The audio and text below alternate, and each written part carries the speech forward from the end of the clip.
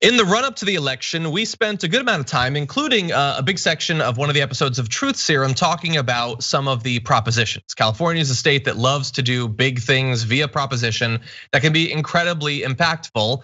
And we now are experiencing one of the almost immediate impacts of Prop 22 in this case. Albertsons, which is a grocery store chain in California, if you're not familiar with it, and some of its subsidiaries, including Vons and Pavilions, are discontinuing their in-house delivery services in parts of California and other states starting in February. The grocery chains will instead rely more heavily on third-party delivery apps, including DoorDash, to handle grocery deliveries. That's according to Knock. The move comes weeks after a new California law went into effect that eliminated labor protections for app-based food delivery workers and rideshare drivers, which was authored and bankrolled by gig companies. And by the way, those companies put together a $200 million assault to try to get Proposition 22 passed. And so now a lot of people are gonna lose their jobs. They had said while they were campaigning for it that it would save 900,000 jobs, but instead all of those people who formerly had worked for all of these grocery stores are all being fired, every single one of them. And now it's gonna go to these services where, yes, people will be working for those, that's true, but they also won't be getting the sorts of benefits that they might if 22 hadn't passed.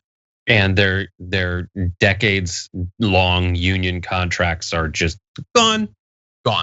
That's the thing. I mean,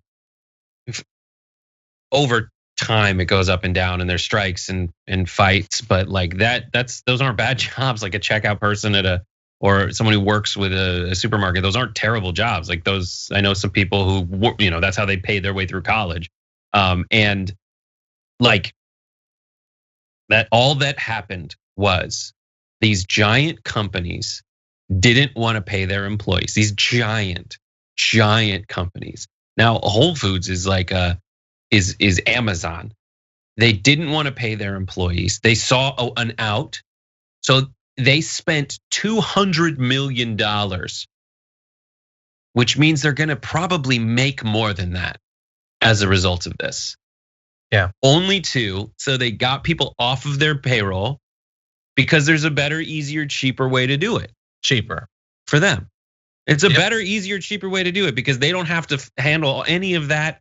Someone does a deal that essentially throws all the rights, like all the liabilities, all the insurance that they have to pay for the delivery itself onto DoorDash. And that's it. And DoorDash is like, cool, more people to pay less than they'd make at Pavilions, but at least I get to make some of that now. And I gobble up my competition. And this again, like, there was a time when I was like, well, the gig economy people should probably get behind so that they stop getting all this negative press. They should probably get behind some kind of Medicare for all single payer system. Because what's crazy about this, like these kinds of tricks are why we need something like a single payer system. Totally. So that we just go, all right, here, whatever you did to make your profits, here's your tax rate. And that's gonna finance a situation where now that gig worker can just go to the job that pays them best or whatever. And then when they get sick, if they get sick, they just go to the doctor and it is paid for. It is paid for. It's not free, it's paid for.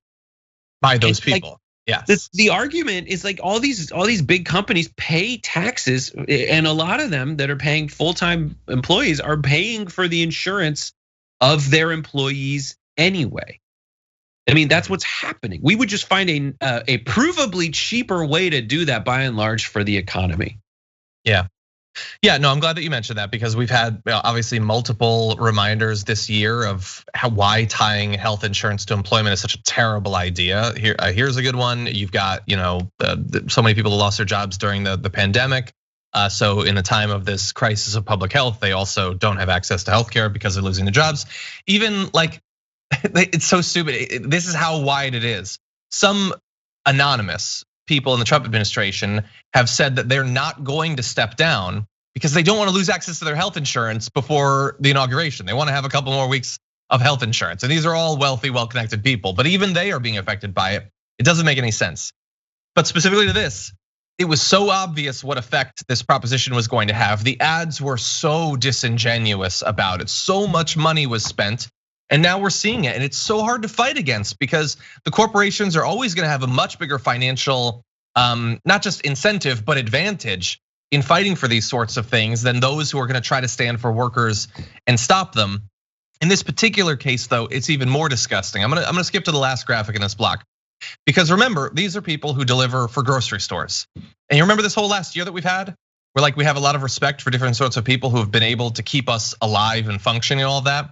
So they had been saying how much they cared about these people at these companies. Earlier this year, Albertsons company's president, CEO Vivek Sankaran said the company was taking care of our team. Albertsons companies are working to ensure that every member of our team who faces a crisis can have peace of mind that we will help get them through it. And then as soon as we're through it, you're gone. We're gonna cut all your jobs, you're gone. Hey, maybe you can go work for one of these companies doing deliveries or something like that, but not for us.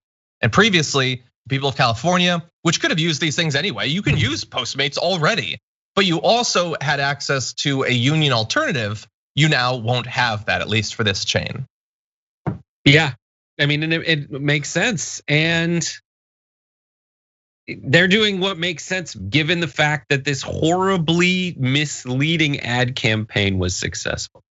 And when they did it, they used a bunch of hey, I'm just a gig worker. I like making my own hours. I don't want all the restrictions that come with being a full-time employee. Yep. It was so disingenuous. It was so bad. I get it, and that only worked. Can't wait to see what happens with the other ones. And that got other people fired from places that essentially also you would think that job as a delivery person for a supermarket, supermarkets are still okay in all this time. That's the thing. It was even in the industries you would assume would be insulated from the economic fallout of coronavirus. This was able to happen. It's sick. Yeah, it is.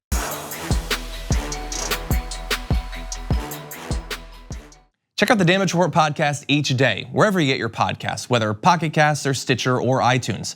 You can join me as I give you the news and stories you want, with a range of co-hosts and interview guests jumping in on the fun each day. Again, that's the Damage Report, wherever you get your podcasts. And if you get them at iTunes, don't forget to rate and review. Sometimes I'll read them live on the show.